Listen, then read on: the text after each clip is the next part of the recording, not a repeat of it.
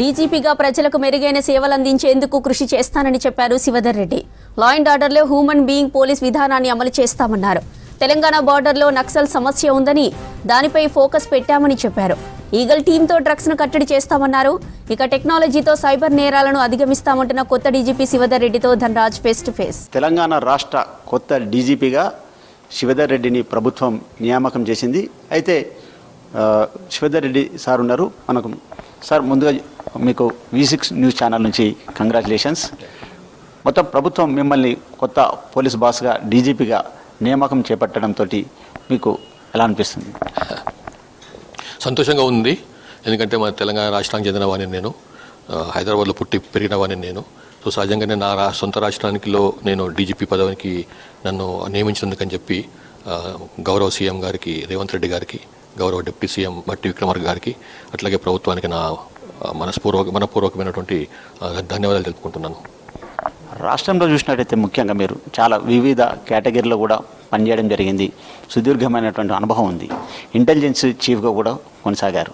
ఇప్పటి వరకు police department పరంగా కూడా రాష్ట్ర ప్రజలకు చేరువ అయ్యే విషయంలో కూడా మీరు ఎలాంటి లూప్స్ ఏం గమనించారు? వాటికి సంబంధించిన వాటిని ఎలా సాల్వ్ చేస్తారు? పోలీస్ శాఖ ఎన్ఫోర్స్మెంట్ చేసే శాఖలలో కొంత నెగిటివిటీ వస్తుంది ప్రజల నుంచి. ఎందుకంటే మనం ఇది చేయొద్దు, అది చేయొద్దు, అక్కడ ఆగండి, ఈ టైంలో పని చేయండి, ఈ టైంలో షాప్ బంద్ చేయండి, ఇక దీన్ని దాటిపోతే ఎర్రలైట్ వచ్చినప్పుడు ఆగేయాలా అని ఎన్ఫోర్స్మెంట్ చేస్తుంటాం. సహజంగా ఎన్ఫోర్స్మెంట్ చేసే డిపార్ట్మెంట్స్కి కొంత జనరల్గా ప్రజల్లో కొంత నెగిటివిటీ ఉంటుంది. సో అది పార్ట్ ఆఫ్ ద గేమింగ్. అది ఇది ప్రొఫెషనల్ ప్రాబ్లం. అది దాన్ని ఏం చేయలేము మనం. అయినప్పటికీ కూడా మనము ఎప్పుడైనా ప్రజల్ని మనం ఎప్పుడు నమ్ముతారో, ఎప్పుడు మన పట్ల మంచి అభిప్రాయంతో ఉంటారో అంటే మంచిగా ఒక క్రైమ్ని ప్రివెంట్ చేయగలిగినప్పుడు, ఇన్వెస్టిగేషన్ చేసి డిటెక్ట్ చేసి ఒక మంచి దానిపైన కన్విక్షన్ తీసుకొచ్చినప్పుడు, శిక్ష పడేటట్టు చేసినప్పుడు ప్రజలు నమ్ముతారు ప్రజల్ని. అట్లాగే ప్రజల్ని కూడా ఎప్పటికప్పుడు అందుబాటులో ఉండేట్టుగా, అంటే విజిబుల్గా పోలీసులు విజిబుల్ ఉంటున్నారు.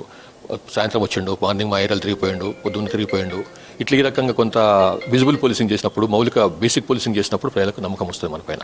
అట్లా కాకుండా కేవలం పూర్తిగా టెక్నాలజీ మీద ఆధారపడి, అంటే మనిషి కనపడకుండా కేవలం టెక్నాలజీ మీద ఆధారపడి మనం చేస్తే ప్రజలకు ఏంటంటే ఏదో సీసీ కెమెరాలు పెట్టినారు, దాని మీద చేస్తున్నారు అనుకుంటారు. కానీ ఆ దగ్గరతనం వద్దనమాట. ఇద్దరి మధ్య ఉండేటువంటి సామీప్యం దెబ్బతింటుంది అనమాట. కాబట్టి నేనేంటంటే నా ఉద్దేశంలో ఈ బేసిక్ పోలీసింగ్ పైన ప్రాముఖ్యమే అనుకుంటున్నాను. టెక్నాలజీని ఉపయోగించవలసిందే, సైంటిఫిక్ ఎయిడ్స్ని ఉపయోగించుకోవాల్సిందే. At the same time basic policing మర్చిపోకూడదు అన్నది నా నిశ్చితాభిప్రాయం. రాష్ట్రంలో చూసినట్టయితే మావోయిస్టు సమస్యను మీరు ఎలా చూస్తారు? ఈ మావోయిస్ట్ సమస్య ఆల్మోస్ట్ లాస్ట్ ఫేజ్లో ఉంది. లాస్ట్ 15 years నుంచి ఒక రకంగా చెప్పాలంటే తెలంగాణలో మావోయిస్ట్ సమస్య లేదన్నట్టు అనుకోవాలి. అప్పుడప్పుడు ఛత్తీస్గఢ్ నుంచి కొంత రావటము, కొన్నాళ్ళ పాటు తెలంగాణలో తిరిగిపోవటము, కొంత ఆదిలాబాద్ జిల్లాలో, లేకపోతే అటుపక్క ములుగు, భూపాలపల్లి, కొత్తగూడెం జిల్లాలు తిరిగిపోవటం అట్లా ఉండేది. కానీ పెద్ద అఫెన్స్లు చేయటం అట్లాంటివి లేవు. వాళ్ళకి సపోర్ట్ కూడా బేసిక్గా సపోర్ట్ కూడా రావటం లేదు ప్రజల నుంచి, గ్రామ ప్రజల నుంచి కానీ ఏ ప్రజల నుంచి అయితే ఇంతకుముందు సపోర్ట్ వచ్చేది, ప్రజల నుంచి కూడా పెద్ద సపోర్ట్ రావటం లేదు. కాబట్టి ఇప్పుడు మావోయిజం అనేది పెద్ద సమస్య కాదు. మోరోవర్ ప్రభుత్వం పెద్ద ఎత్తున డెవలప్మెంటల్ యాక్టివిటీస్ చేపడుతుంది కాబట్టి, సంక్షేమ చర్యలు చేపడుతుంది కాబట్టి మావోయిజంకు స్థానం లేని రోజులు వస్తాయి త్వరలోనే అని అనుకుంటాను. ఇప్పుడు పెద్ద మావోయిజం పెద్ద సమస్య కాదు.